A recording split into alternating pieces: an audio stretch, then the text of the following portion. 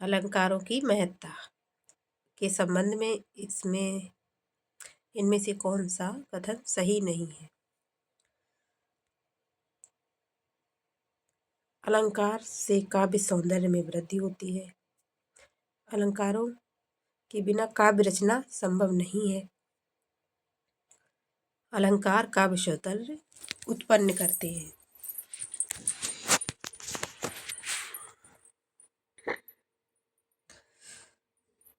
अलंकार काव्य सौंदर्य उत्पन्न नहीं करते बल्कि काव्य सौंदर्य में वृद्धि करते हैं। C answer. निम्नलिखित में से कौन सा अलंकार का भेद नहीं है?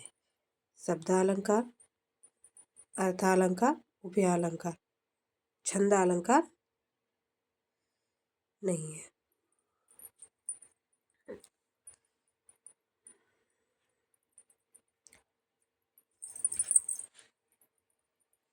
अनुप्रास शब्द अनु तथा प्रास शब्दों से मिलकर अनु शब्द का अर्थ बार बार, प्रास शब्द का अर्थ बढ़। जहाँ स्वर की समानता के बिना भी वर्णों की बार बार आवृत्ति होती है वहाँ अनुप्रास अलंकार होता है। पंक्ति में सा तथा मा वर्ण की बार बार आवृत्ति हो रही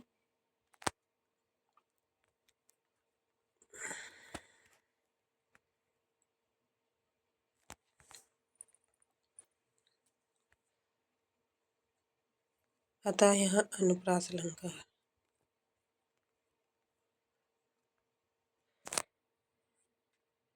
इनमें से कौन सा अनुप्रास अलंकार का लक्षण नहीं है?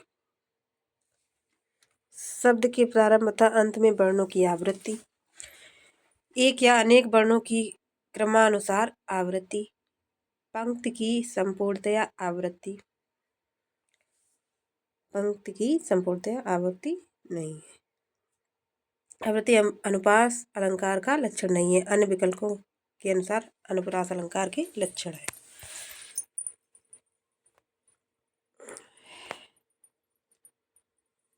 सो सुख सुजस सुलभ मोहि स्वामी में कौन सा अलंकार है? अनुप्रास अलंकार।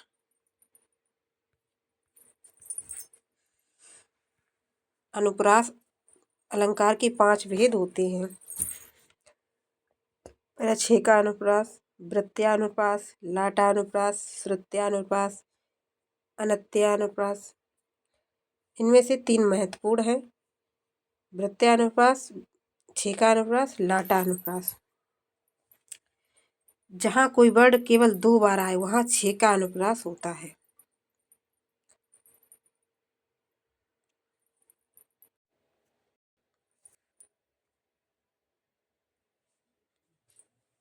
जहाँ कोई वर्ण केवल 2 बार आए वहाँ छेकानुप्रास होता है।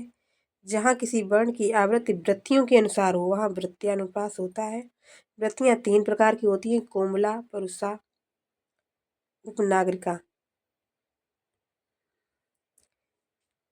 जिस रचना में या अलावा सा आदि कोमल अक्षरों की प्रधानता हो वहाँ कोमला, जहाँ ओज की व्यंजना करने वाले कठोर शब्द आए जैसे टा वर्ग के वर्ण तथा अथवा द्वितीय वर्ण वहाँ परुषा वृत्ति होती है। उपनागरिका वृत्ति में सानुनासिक वर्ण आते हैं।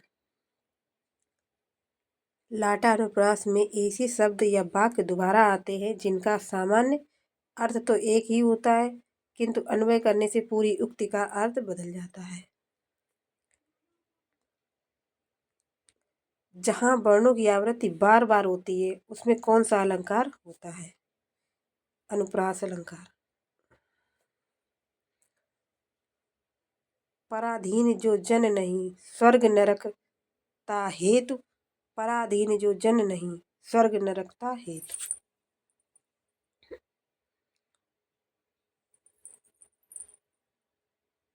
अनुप्रास अलंकार।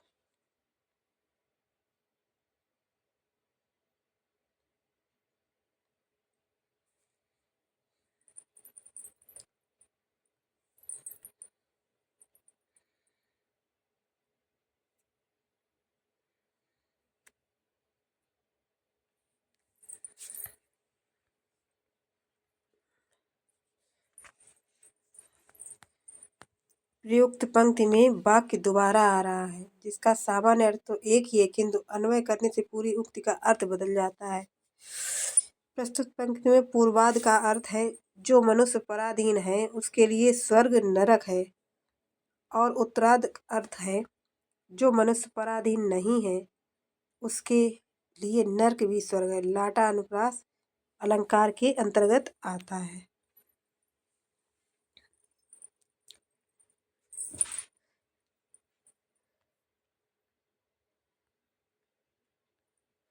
राम हृदय जाके नहीं विपत्ति सुमंगल ताहि, राम हृदय जाके नहीं विपत्ति सुमंगल ताहि।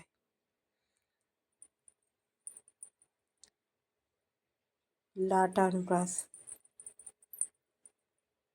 प्रयुक्त पंक्ति के पूर्वार्ध का अर्थ है जिनके हृदय में राम नहीं उन्हें विपत्ति आती है, तो उत्तरार्ध का अर्थ है जिनके हृदय में राम है उन्हें किसी प्रकार की विपत्ति नहीं आती है। लाटा अनुप्रास का उदाहरण है।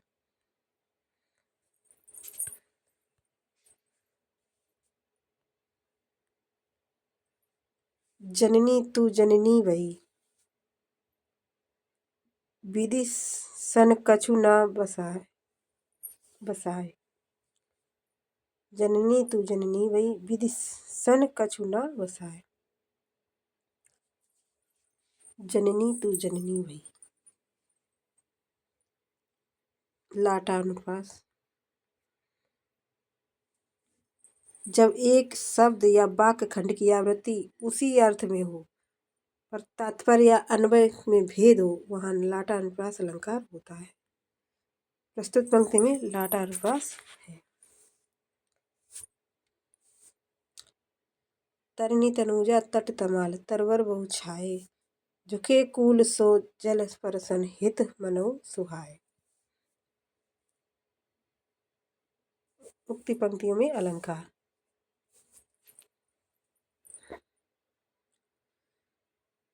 वृत्यानुप्रास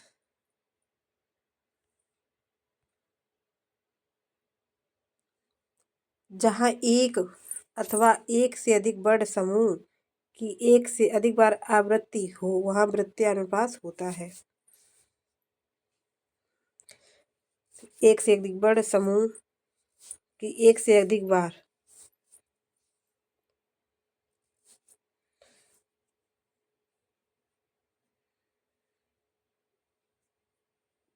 प्रस्तुत पंक्ति में कई बार ता की आवृत्ति हुई है।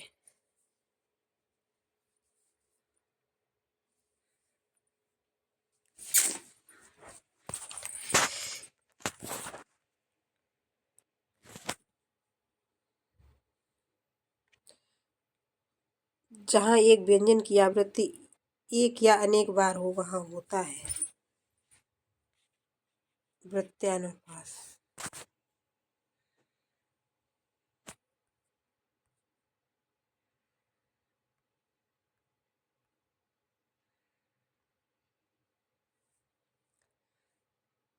यमक अलंकार।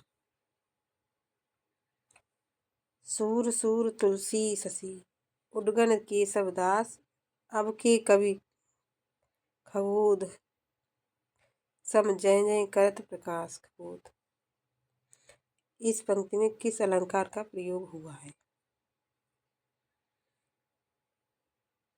यमक।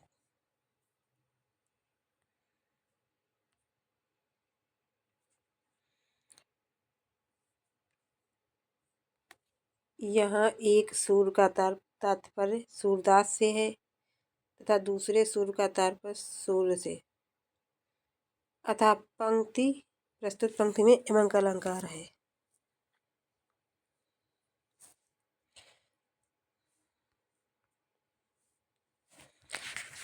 अर्थात सूर्य है, तुलसी चंद्रमा है और केशव दास नक्षत्र, और आधुनिक कवि जुगनुओं के समान जहाँ तहाँ प्रकाश फैलाते हैं।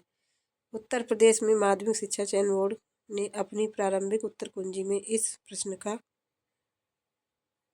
को गलत माना था, किंतु संशोधित उत्तर कुंजी में इस प्रश्न का उत्तर बी माना।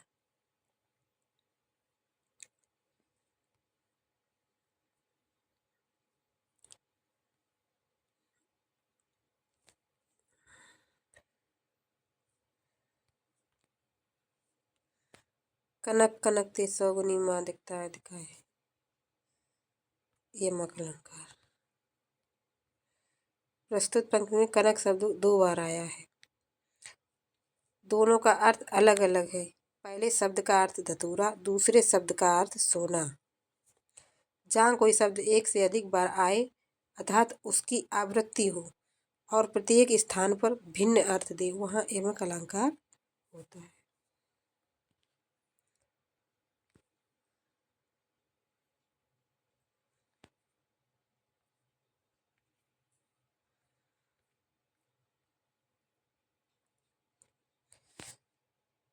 जहाँ शब्दों, शब्दांशों तथा वाक्यांशों की आवृत्ति हो किंतु उनके अर्थ भिन्न हो, वहाँ निम्न प्रकार का अलंकार होता है, यमक अलंकार। तरनी के ही संग तरल तरंग में, तरनी डूबी थी हमारी ताल में।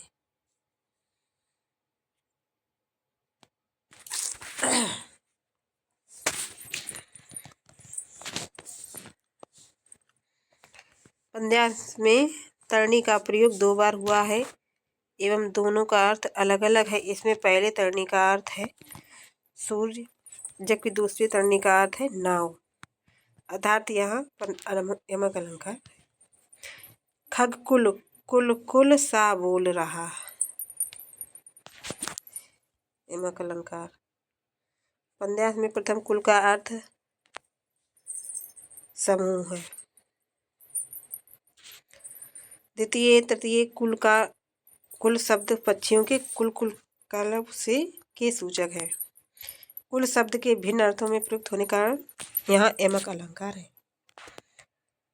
तो पर बारू उर्वशी सुन राधिके सुजान, तू मोहन के उर्वशी कह हवे उर्वशी सुजान।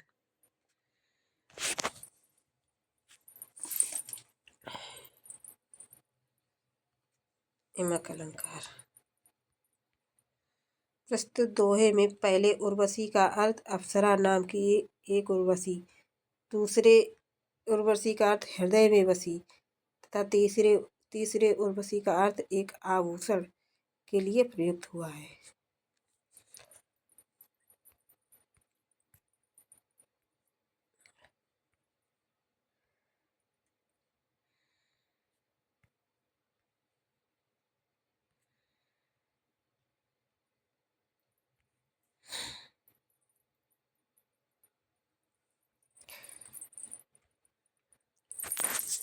श्लेष अलंकार। चिरजीवो जोरी जुरे, क्यों ना स्नेह गंभीर, को घटिए वृषभानुजा वे हलदर के वीर।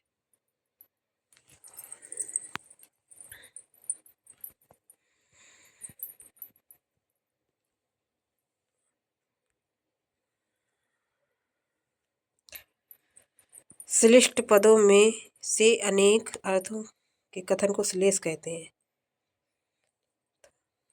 इनमें 2 बातें आवश्यक हैं।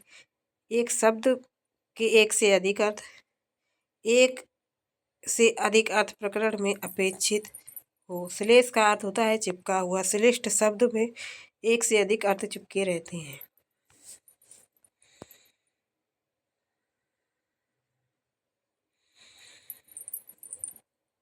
प्रस्तुत पंक्ति में श्लेष अलंकार है। यहाँ वृषभानुजा और हलदर श्लिष्ट शब्द है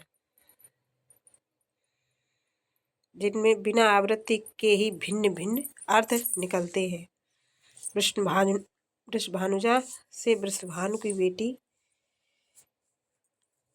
राधा और वृषभ की बहन गाय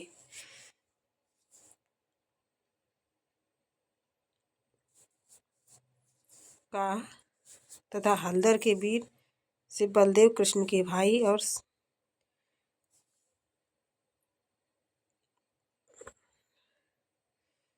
बैल के भाई का अर्थ निकलता है। जिस पंक्ति में प्रयुक्त किसी एक शब्द के एक से अधिक अर्थ हों उस पंक्ति में श्लेष अलंकार।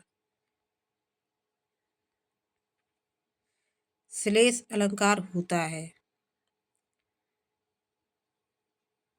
शब्दालंकार।